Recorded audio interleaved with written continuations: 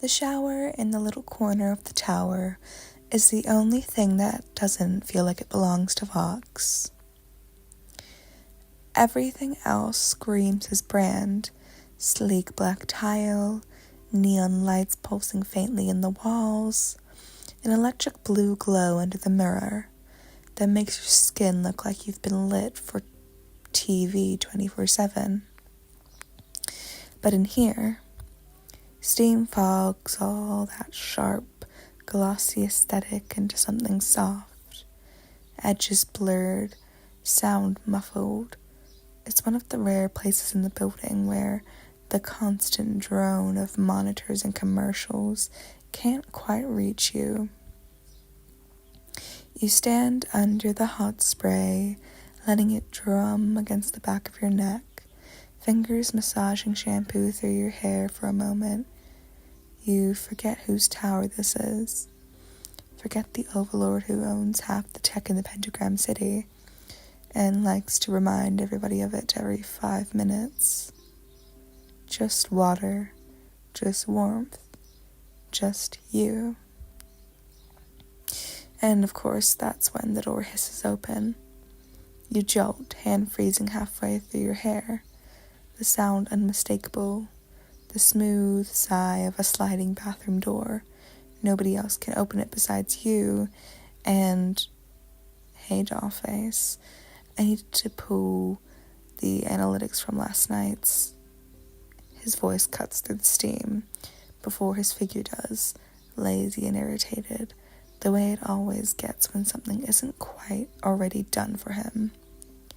You stare at the frosted glass panel that separates the shower from the rest of the bathroom. His tall, glitching silhouette appears on the other side of it instantly. He had just walked in on you. Fox, you scream. Your voice cracks into the panicked squeak. You slam your back against the cool shower wall, hands flying to grab the flimsy curtain and yank it across. What the hell? For a split second, he doesn't even process it. The static hums around him, little pixels flaring and dimming across the blue glow of his serene face. His tie is loosened, jacket unbuttoned like he stalked in from a late night. He's holding a tablet in one hand, numbers and graphs still scrolling across it. Then the meaning of the running water and the fogged glass seems to catch up to him. The image on the screen flickers, some ad, jingle, a test pattern, and then sharp lines reform into his usual smirk, except frozen. Oh, he says. It's just one syllable, but even his voice stutters, layered with digital crackling. The lights in the ceiling flare, then dim, reacting to his glitch. Yeah. Oh, you snap, heart beating out of your chest like you're trying to keep the curtain tight in one hand and cover as much of yourself as you possibly could with the other, which is exactly as impossible as it sounds. Get out! He stands there, another half second too long, processing. His gaze is on the frosted glass where your outline is barely visible, a blur of movements, not details, but enough. The corner of his screen face twitches upwards. Well, he draws, voice dropping into that lazy, smug tone that drives you crazy on a normal day. Didn't know we were on that level, sweetheart. Static crackles louder when you throw the first thing you can grab at him, a shampoo bottle. Well, it gets more to the glass than to him. It thunks harmlessly and slides down and leaves a trail of foam. Out, you shout again, mortified. Vox, I swear to Lucifer. Relax, relax.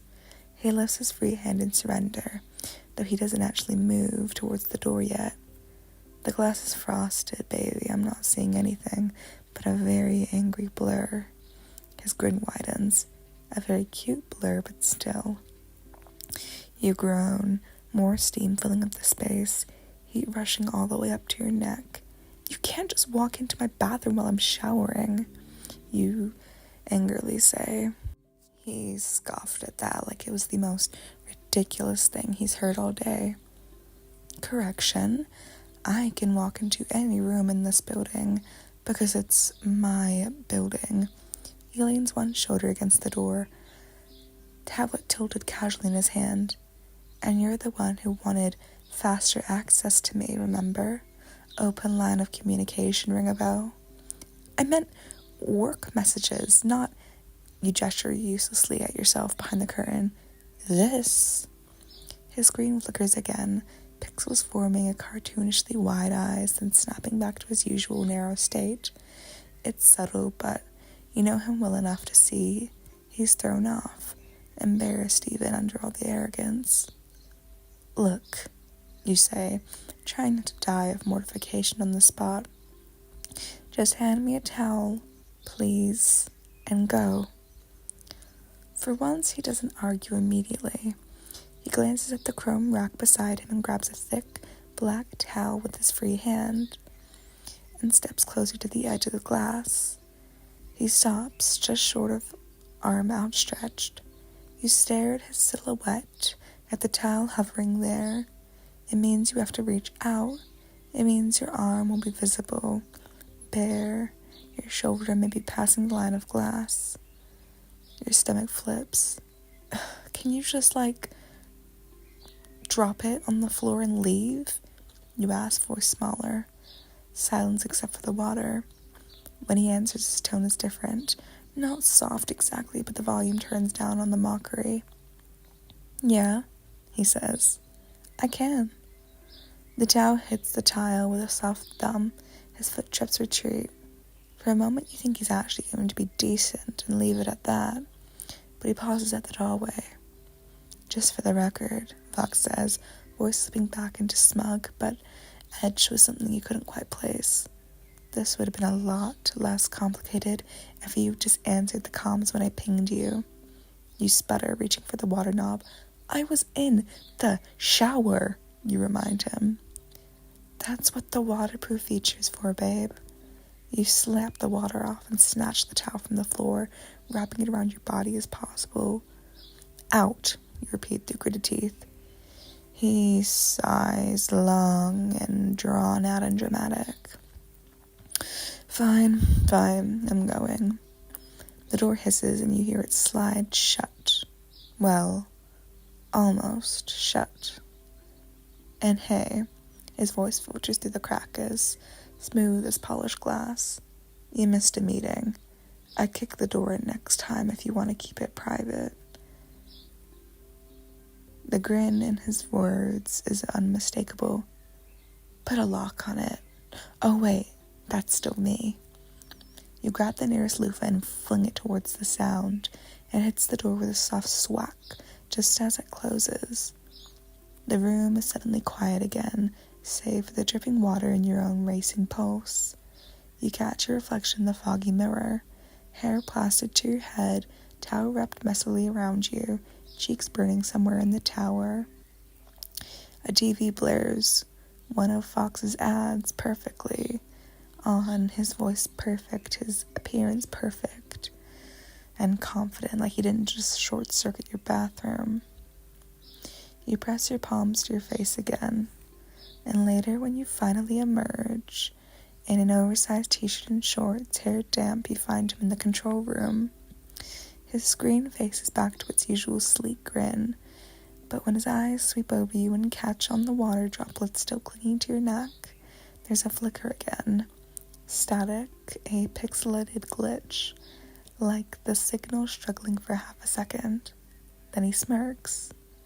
Next time you're gonna mix a meeting, he says, leaning back in his chair, fingers tapping idly on the armrest.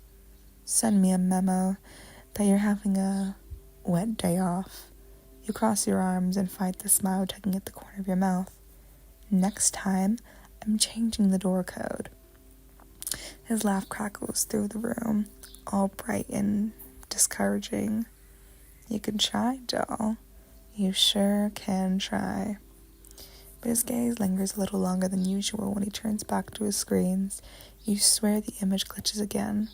Just once, right as a commercial for waterproof tech flickers across his face.